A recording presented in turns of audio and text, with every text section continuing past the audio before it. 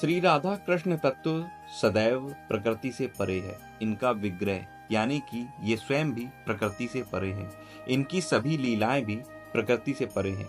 जो प्रकृति से परे क्षेत्र में प्रकृति से परे मन बुद्धि शरीर से अप्राकृत पात्रों में हुई थी, मतलब जो इस लीला में पात्र थे वो भी प्रकृति से परे थे। अब इस लीला को देखने सुनने और कहने एवं समझने के लिए हमें प्रकृति से परे वाले नेत्र कान वाणी और मन बुद्धि चाहिए। हम सब मनुष्य प्रकृति से जनित हैं। हमारी जो मन और बुद्धि है वो भी प्रकृति से ही जनित है।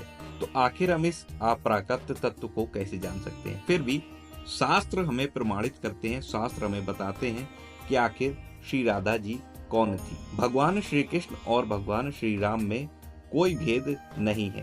ठीक इसी प्रकार भगवती श्री राधा जी, श्री रुक्मिणी जी और श्री सीता जी आदि में भी कोई भेद नहीं है। भगवान की दिव्य लीला विग्रहों में विभिन्न नाम रूपों से उनकी एलादनी शक्ति सदैव साथ रहती है। अब नाम रूपों में अलग अलग होने के बावजूद वस्तुतः वे सब एक ही होती हैं।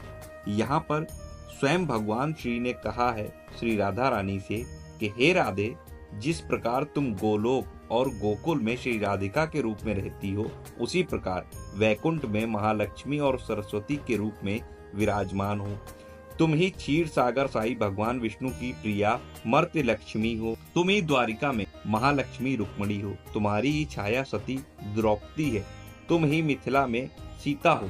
तुम्ही को राम की प्रिया सीता के रूप में रावण ने हरण किया था। श्री भगवान ने अपने निज आनंद को पाने के लिए ही अथवा उसका नवीन यानी कि नए रूप में स्वाद लेने के लिए ही स्वयं अपने आनंद को प्रेम विग्रहों के रूप में प्रकट करते हैं और स्वयं ही उनसे आनंद का आस्वादन करते हैं। भगवान के उस आनंद की प्रतिमूर्ति ही प्रेम विग्रह रूपा श्री राधा रानी जी है। यह प्रेम विग्रह संपूर्ण प्रेमों का एकीभूत समूह है।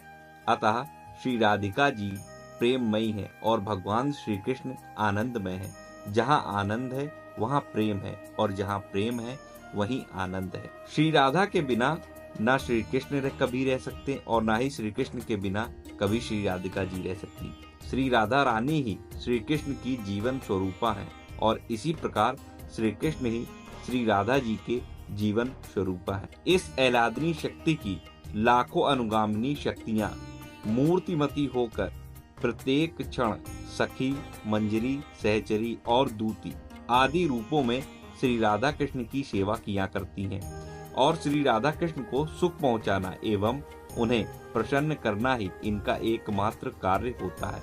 इन्हीं को श्री गोपीजन कहते हैं। भगवान ने ब्रह्मा जी को श्री राधा के दिव्य चिन्मय प्रेम रससार विग्रह का दर्शन कराने का वरदान दिया था। उसकी पूर्ति के लिए एकांत आरण्य में ब्रह्मा जी को श्री राधिका जी के दर्शन कराए और वहीं ब्रह्मा जी के द्वारा रसराज और महाभाव की विवाह लीला भी संपन्न हुई।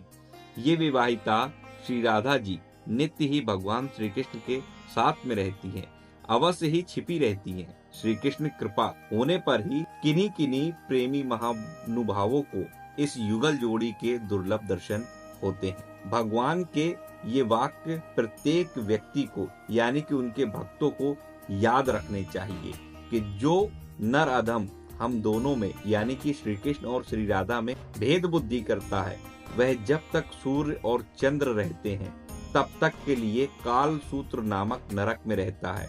उसके पहले 7 और पीछे के 7 पुरुष अधोगामी होते हैं और उसका कोटि कोटि में जन्मों में अर्जित किया हुआ पुण्य निश्चय ही नष्ट हो जाता है।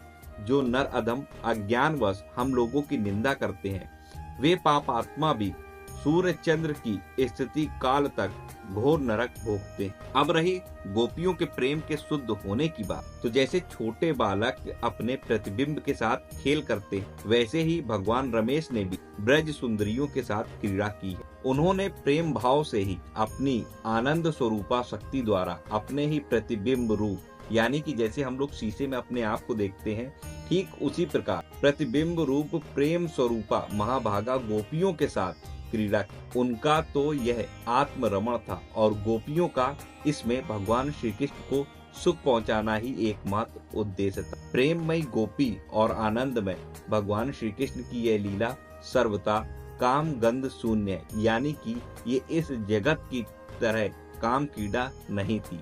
ये तो दिव्य आनंदमय पवित्र प्रेममय जगत की अति दुर्लभ रहस्यमयी लीला थी, जिसका रस लेने के लिए बड़े बड़े देवता और सिद्ध महात्मा गण भी हमेशा ललचाते हैं। कहा जाता है कि इसीलिए उन्होंने ब्रज में आकर पशु पक्षियों तथा वृक्ष लता पता के रूप में जन्म लिया। मेरी तो हाथ जोड़कर आप सभी से यही प्रार्थना है कि अपने मन की मलिनता का आरोप भगवान के पवित्र चरित्रों पर कोई कभी न करे और शंका को छोड़कर जिसको भगवान का जो रूप नाम प्रिय लगता हो, जिसकी जिसमें रुचि हो, भगवान के दूसरे नाम रूपों को उससे नीचा ना समझकर बल्कि अपने ही इष्ट देव का एक भिन्न स्वरूप समझकर अनन्य भाव से अपने उस इष्ट की सेवा सदैव करते रहना चाहिए और सदैव उसी इष्ट का नाम जपते रहना चाहिए। इसी में हम सब मनुष्यों का कल्याण है।